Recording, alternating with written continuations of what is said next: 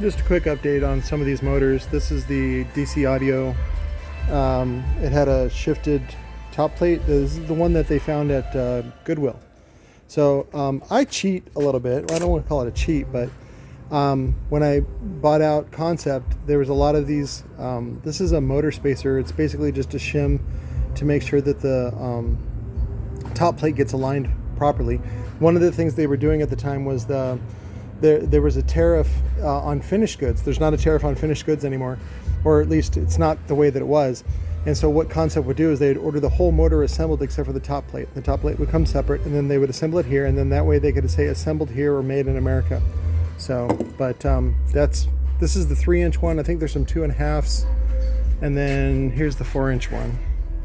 So I use them for other stuff because they're not quite the specs that I use. In fact, they weren't quite the specs for this, so I just used some business cards on the outside.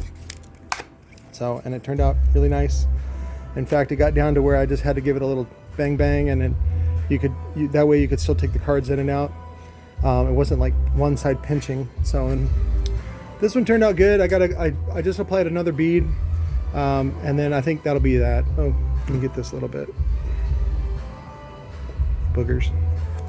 And then that'll be that done for that. And then this lumpy, this is probably the last Cylon that I'm going to make. This one was very difficult because it's already magnetized. I was dealing with live magnets, and so like the top plate kept grabbing the pole and things like that. So, but it's been cured today. This one was the same thing where I had to guess on what was the right shim. There we go. So it's a little sunk in, which is fine because the coil that we're using is the 80 millimeter, so it's fine. It'll be plenty. And then for these, I just used a little bit of ceramic here to.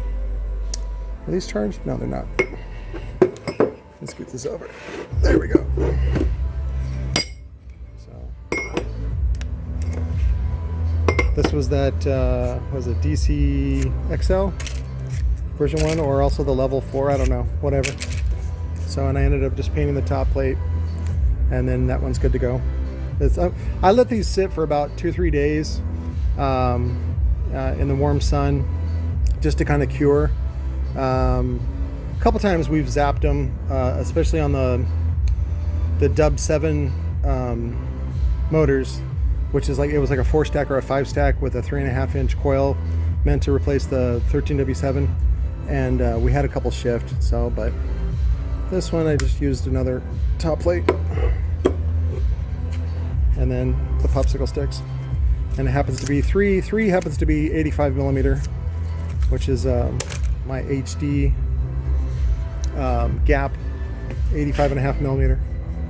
So I noticed that the phi was actually a little bit more than that. I used 3 plus a business card, just a hair. So this one turned out pretty smooth. Not that it's super powerful, but it's good to go. But again, I'm going to let it cure for like 2 or 3 days and then zap it, and then it should be good to go. This one was the old SD steel from Sundown. I don't know what I was working on, but I had a couple of these made, and so I thought I'd use them just because I like it this better than I like this. So, but and then I got a couple more. So that's it. Oh, here's some of the top plate ones. This is for the loader base. Sometimes I'll have them turned to certain thicknesses to fit, and this one is the Rockford T1. What else? This one was the Mojo. So I'll take them into the machine shop and I go, hey, I need it. This one's Punch HX2. So, but you can use PVC shims. So make up your own PVC shims mixed with cardboard or even popsicle sticks. Typically you want to use something that's non-ferrous and durable. I like really long ones too, especially when working with live ones. You put them in and then it slides right down. You don't have your fingers in the way or anything like that. So that was it. I gotta go. I gotta go for emissions and get tags, and then we also got to drop Sherry's car off to get a hole plugged in the tire. So, but that was it. Just a little update this morning. Let's see what else. Yep, and then we'll bring these in here, and then we'll zap them. That's it.